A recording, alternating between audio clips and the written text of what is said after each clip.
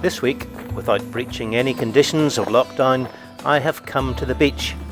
And if you've been following me in recent weeks, you'll have come with me around the school, to the art department, to the swimming pool, to the DH and to the athletics track.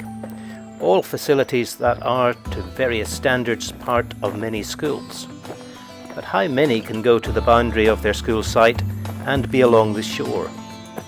Wholly appropriate for a school with a seafaring heritage.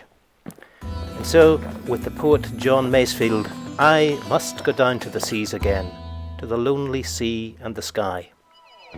Today, the water of the River Stour has ebbed out. It reminds me of a story told by the author and the magazine journalist Arthur Gordon. Arthur Gordon tells of a time in his life when he began to feel that everything was pretty stale and flat. He realised his enthusiasm had all but disappeared, his writing efforts seemed to be fruitless, and he felt that the situation was getting worse day by day. And so, concerned about his health and well-being, he finally decided to get help from a medical doctor.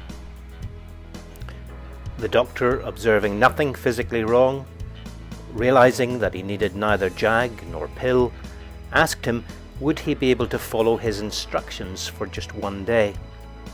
When Arthur Gordon replied that he could, the doctor told him to spend the following day in some place where he was the happiest as a child. He could take food, but he was not to talk to anyone, or to read, or to write, or to listen to the radio. Then the doctor wrote out 4 prescriptions and told him to open one at 9 o'clock, one at 12 o'clock, one at 3 o'clock, and one at 6 o'clock. "Are you serious?" Gordon asked the doctor. "Well, you'll not think I'm joking," he said, "when you get my bill." And so the next morning Arthur Gordon went to the beach. As he opened the first prescription, he read, "Listen carefully." How could he listen for 3 hours? Nevertheless, he had agreed to follow the doctor's orders, and so he listened. He heard the usual sounds of the sea and of the birds. After a while, he could hear the other sounds that weren't so obvious at first. And as he listened, he began to think of lessons the sea had taught him as a child: patience, respect, and an awareness of the interdependence of things. He began to listen to the sounds and to the silence, and to feel a growing peace deep within. At noon, he opened the second slip of paper and read, "Try reaching back." Reaching back to what, he wondered. Perhaps to childhood, perhaps to memories of joy, of the good times and of the many blessings. He tried to remember them with exactness, and in remembering, he found a growing warmth inside. At 3 o'clock he opened the third piece of paper. Until now the prescriptions had been easy to take, but this one was different. It said, "Examine your motives." At first he was defensive.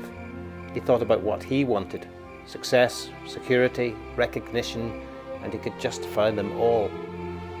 Yet the thought occurred to him that those motives weren't good enough, that perhaps therein was the answer to his predicament, to his stagnant situation, and he considered his motives deeply, and he thought about past happiness, and at last the answer came to him. It began to dawn on him with increasing certainty, and he wrote, "I saw that if one's motives are wrong, nothing can be right. It makes no difference whether you're a postman, a hairdresser, a salesperson, a homemaker, whatever. As long as you feel that you're serving others, you do the job well. When you're concerned only with helping yourself, you do it less well. It's a law as unrelenting as gravity." When 6 o'clock came, the 4th prescription didn't take long to fill. "Write your worries on the sand," it said. He knelt and wrote several words with a piece of broken shell. Then he turned, he walked away. He didn't look back. He knew the tide would come in. In slower time, make space for the meaningful. Listen carefully. Reach back to count your blessings. Examine your motives and trust that many of your worries will be washed away. So for your encouragement, a reading from the book of Isaiah and chapter 40. Do you not know? Have you not heard? The Lord is the everlasting God, the Creator of the ends of the earth. He will not grow tired or weary, and His understanding no one can fathom. He gives strength to the weary, and increases the power of the weak. Even youths grow tired and weary, and young men stumble and fall. But those who wait upon the Lord will renew their strength. They will rise up on wings like eagles. They will run and not grow weary. They will walk and not be faint.